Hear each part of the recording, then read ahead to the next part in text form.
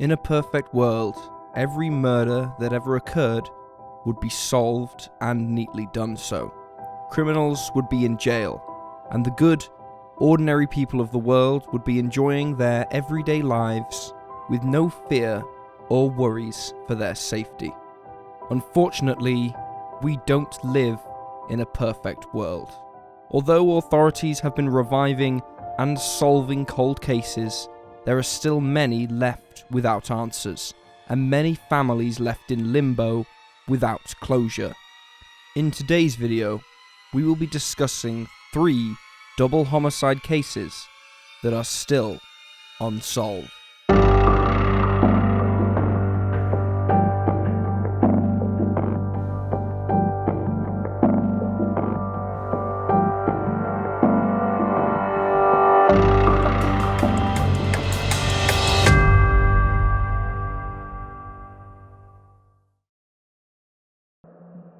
Jesse McBain and Patricia Mann. February the 12th, 1971 was a cold, rainy evening. Jesse McBain, a 19-year-old student at the North Carolina State University, was described as being a tall, good-looking man. He had met his sweetheart, Patricia Mann, back in high school, and they'd been together for 3 years and had intentions of marriage. Patricia was a 20-year-old nursing student, working and studying at Watts Hospital in Durham. On the evening in question, nothing seemed amiss. Jesse picked up Patricia, and the couple headed to the Valentine's dance, which was taking place at Watts Hospital. After the event, the pair walked back to Patricia's dormitory there at the hospital. Here, she signed out for the rest of the evening, noting that she'd be back by the 1 a.m. curfew that was in place. But Patricia never came back that night, and Jesse never returned home. It wasn't long before concerned friends and family notified police, who were reluctant to investigate the case of 2 teenagers who hadn't even been gone for 24 hours. A friend of Patricia's found Jesse's car locked, parked up at a lover's lane at what is now the Hillendale Golf Course on Medford Road. It was undisturbed and had 2 coats lying across the back seats. Those who knew the couple were alarmed, as both were happy and looking forward to their future together, and were not the type to run away. On February the 25th, almost 2 weeks after the pair vanished, a surveyor working in the woods thought he'd found a mannequin's leg on a 1-track dirt road in Orange County.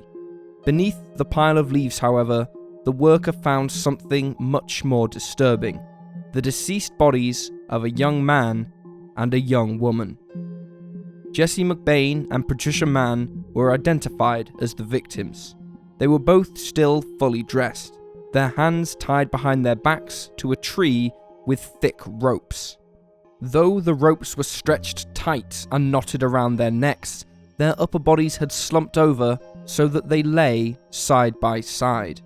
The medical examiner who performed autopsies on the bodies identified several distinct strangle marks on the necks of both victims, which made it appear as if the pair had each had a rope tightened around their necks, loosened, and then tightened again, as a means of torture.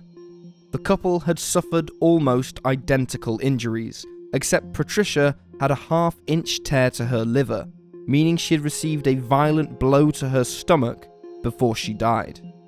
The sheriff's offices of both Orange County and Durham County worked together with the Durham Police Department and the State Bureau of Investigation to try and find the perpetrator of these brutal, sadistic crimes. But the case became confused and its waters muddied due to the lack of communication between the 4 agencies who were working on it. Despite this, 2 suspects were identified in the 1970s. They continue to be suspects still, although only one is alive today. Little is known on what makes these 2 people persons of interest, and the case of Jesse McBain and Patricia Mann is kept heavily under wraps by authorities. Investigator Tim Horn declined to say how or why the man became a suspect when later questioned. Reportedly, the suspect had declined to take a polygraph test in 1971, and again in a recent investigation when he was asked once more. He also declined to give a DNA sample, although authorities later collected one from a public place. Recent reports and online sleuths have found that the man in question is a former doctor of Watts Hospital, where Patricia worked and studied. Tim Horn has confirmed that as far as authorities are aware, this man was not a love interest in Patricia's life. The killer is believed to be somebody who is familiar with the area, as he had to have felt comfortable no one would discover him and his victims as they screamed and pleaded with him whilst enduring the torture he inflicted upon them. At one point, after the 1970s, the case was closed. But in 2011, after Tim Horn found a box of discarded evidence and was on duty the day Patricia's cousin phoned in to ask about progress in the case, he worked with her to petition to have the case reopened, and the sheriff agreed. In recent updates to the case, it has been confirmed that a DNA test performed on the rope sadly failed to gather any useful evidence. The media coverage that resulted from forensics being performed on evidence that was almost 5 decades old prompted a retired detective who alerted investigators to a similar case that occurred in 1972. A couple on a lover's lane was approached by a man who forced them both into his car trunk by gunpoint. They were driven to Orange County, but the pair managed to escape. Although investigators set up interviews to try and find a link between the two cases, nothing has publicly come of this line of investigation.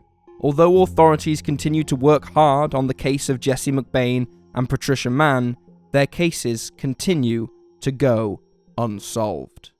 As always, we ask if you have any information to please relate it to the relevant sources.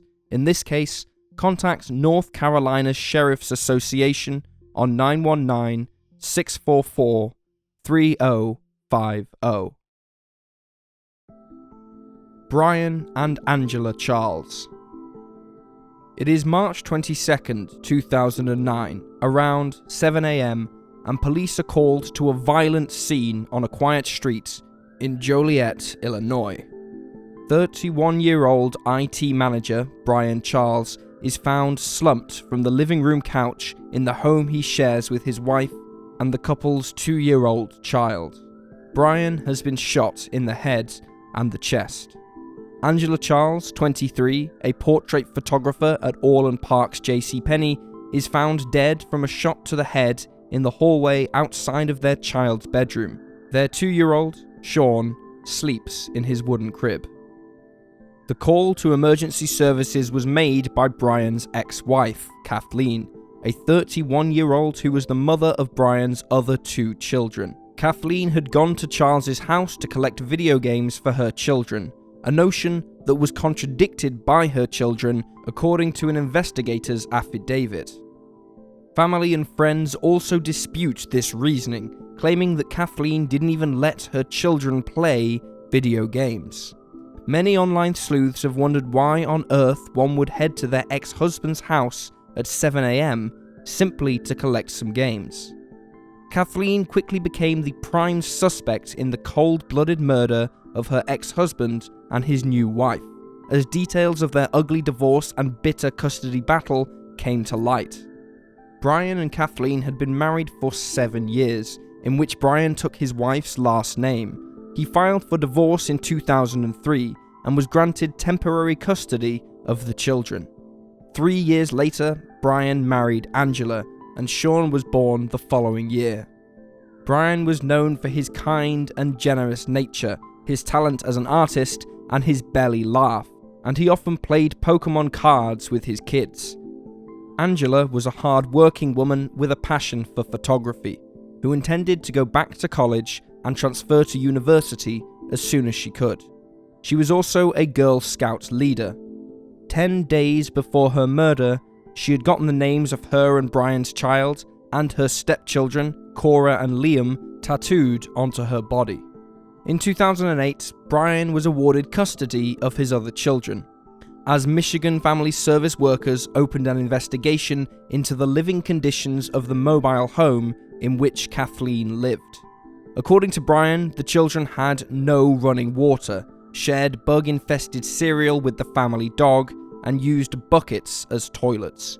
He went on to add that rags were used instead of toilet paper, and these said rags would then continue to lie on the floor afterwards, and that his children hadn't been bathed in weeks.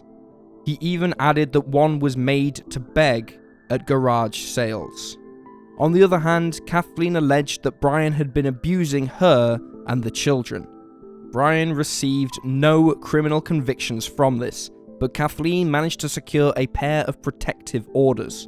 One lasted around 6 weeks, while another was dismissed after only 3 weeks. After Brian's allegations arose and the investigators tried to inspect her home, Kathleen fled the state with her children.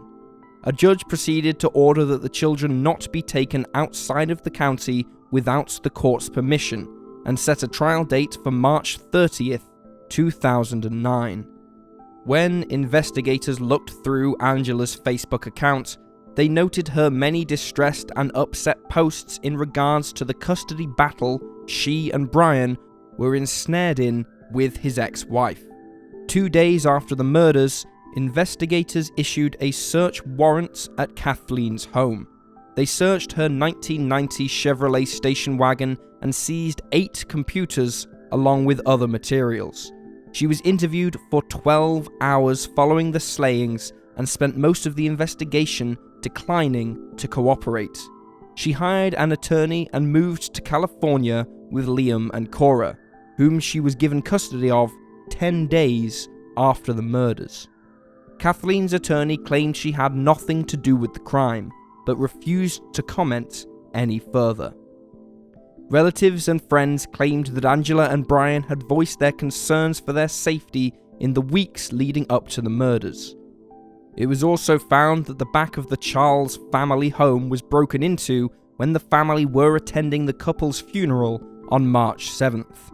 A back window was smashed, but this was later established as being neighborhood kids who knew the house was empty, who had broken in to steal the games console and DVDs. Kathleen did not attend the funeral after being asked by family and friends. Angela's parents, Jackie and Joseph Roth, now care for Sean, who frequently asks about his parents. In later reports, it appears that Kathleen lost custody of her children, and Cora and Liam went on to be raised by Brian's parents. The only witnesses in the couple's case is that of the neighbours who claim to have heard loud noises around 2 to 2:30 a.m. Another neighbour saw 2 men standing outside the front of the home at about 1 in the morning. These men have never been traced. While many believe Kathleen played a hand in the murder of her ex-husband and his new wife, she has yet to face any charges. It seems there isn't enough evidence to pursue this line of inquiry or bring charges. As a result, the case of Brian and Angela Charles continues to grow cold. If you have any information, please contact the Will County Sheriff Office at 815-727-8575. Harvey and Jeanette Crew. David Harvey Crew, 28, and Jeanette Lenore Crew, 30, were a farming couple who resided in Pukekohe, New Zealand, and were murdered in 1970. The pair had married just 4 years earlier on June 18, 1966 in Auckland, and, at the time of their deaths, had an 18-month-old daughter. In the months leading up to the murder, the pair was subject to several arson attacks and a burglary. In one of these cases, clothing was set fire to in the bedroom. The bizarre and seemingly random acts of violence caused Jeanette to become afraid of staying in her home and with her daughter when Harvey wasn't there. No one was ever apprehended for these crimes. On June 22, 1970, the phone in the farmhouse belonging to the couple went unanswered. No one had picked up in days. The Crews lived near to Jeanette's father, Leonard W. Dalma, his farm adjoining theirs. and so a stock agent called Leonard to check to see if Harvey still wanted trucks to pick up sheep, as he couldn't get through to either half of the couple. When Leonard arrived at the pair's house, he found bloodstains in the farmhouse, and their 18-month-old daughter upset in her crib. She looked thin, as if she'd lost a few pounds, and her parents were nowhere to be seen. Instead of immediately alerting emergency services, however, Leonard went back to his own home to phone the agent and tell him to cancel the trucks. He then took a neighbour with him, one who had alerted Leonard to the fact that no one had heard from his daughter and son-in-law for a while, before he returned to the house. The child was handed over to a neighbour to be cared for, and the authorities were called. Jeanette and Harvey had last been seen on the 17th of June. The couple's milk, bread, and paper deliveries hadn't been collected from their letterbox, and it was found that their daughter likely hadn't eaten in 5 days. It was believed she hadn't had anything to drink in at most 48 hours. Oddly, a witness who came forward, another neighbour, claimed that a woman he didn't recognise was on the property on the 19th. He was very familiar with the crews and was confident it wasn't Jeanette, who had long, dark hair. The woman he had seen had fair hair. Months later, on August 16th, Jeanette's body was found. It was wrapped in a duvet and bound with copper wire, and had been located in the Wicator River. Harvey's body was found a month later, on September 16th, further upriver. It appeared to have been caught on some reeds. A car axle was found with the body, as if the killer had attempted to weigh it down, but only one investigator claimed that it was with the body, whilst others could not verify this. It could have simply been underneath the body in the water. Many theories arose in later years, which included the notion that this clue was false, and the axle wasn't even attached to the body at all. Both Jeanette and Harvey had been shot to death with a .22 caliber weapon. Jeanette also had broken facial bones from being struck with a blunt object. On the couple's Wikipedia page, it's mentioned that Jeanette was sexually assaulted, but many other reports do not include this information. 64 registered .22 caliber guns from locals and neighbours were collected and test fired. A forensic report on August 19, 1970 stated that of those tested, neither the rifle of a man named Arthur Allen Thomas nor the rifle of local family named the Eyre family could be ruled out, but insufficient evidence pointed to either.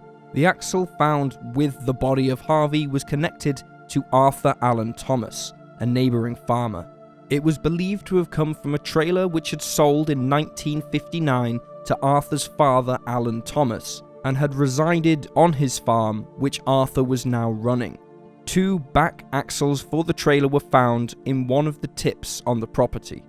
Police also matched the copper wire which bound the bodies to some which was found on Arthur's farm.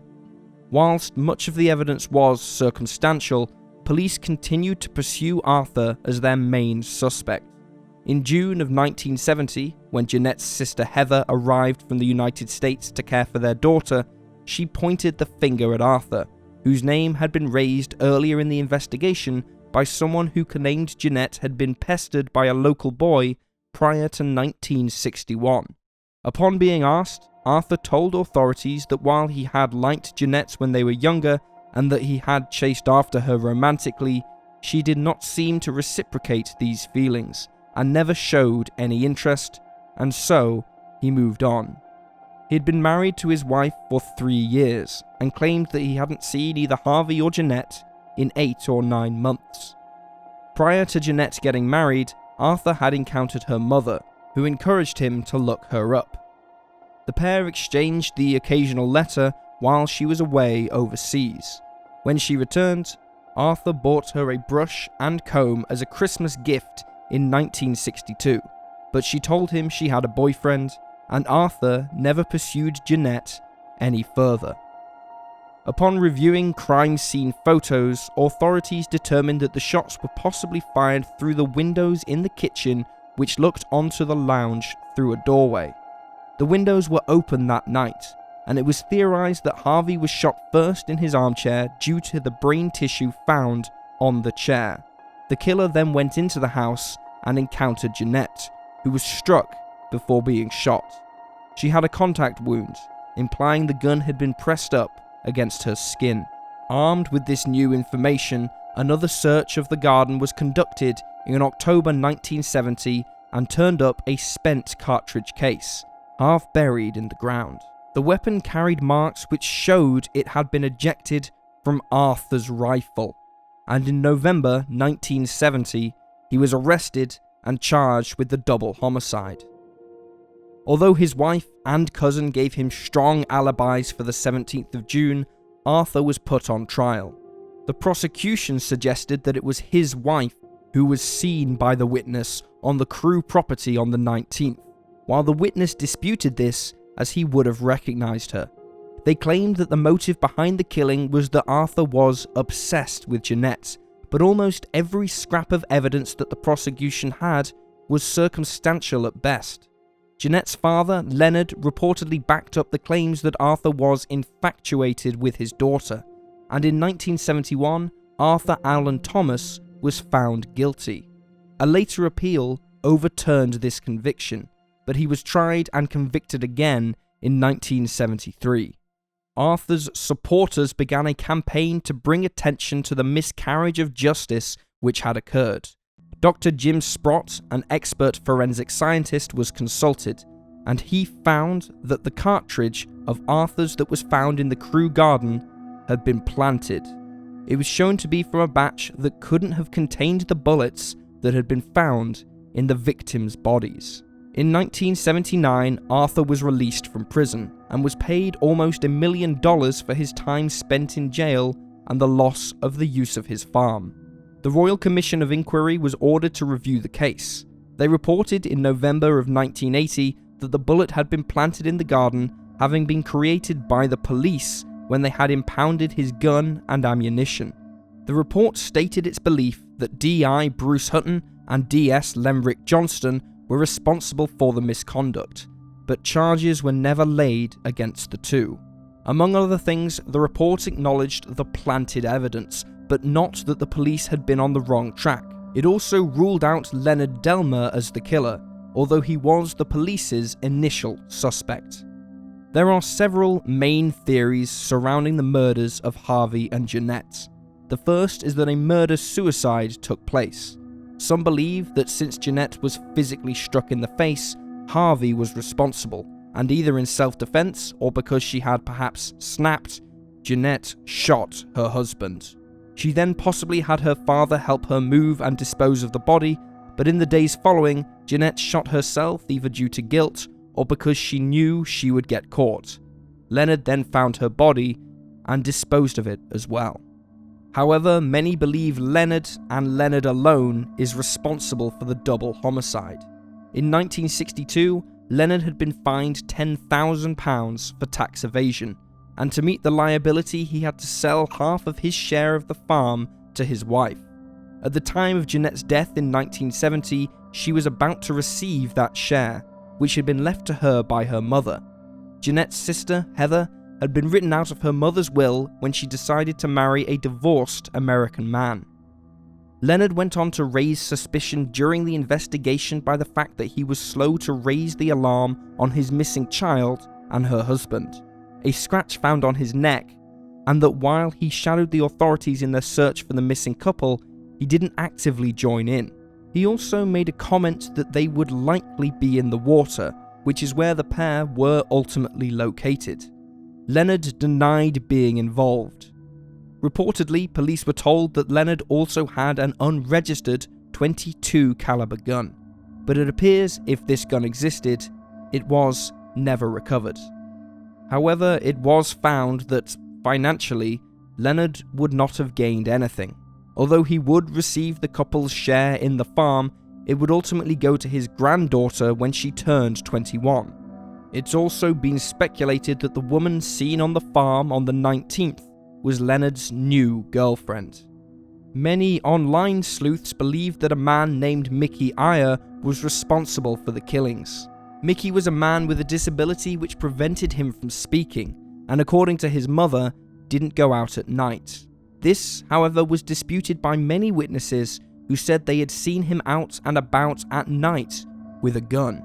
Earlier in this episode, we spoke of how a .22 caliber rifle, which belonged to the Ayer family, could not be ruled out as being the murder weapon. Reportedly, Harvey had fought with Mickey Ayer over work that he had done on the Crew farm, and witnesses said that, in a rage, he'd thrown Mickey off his farm. This could possibly be a motive for Mickey Ayer. However, Mickey was never investigated or deemed as a person of interest.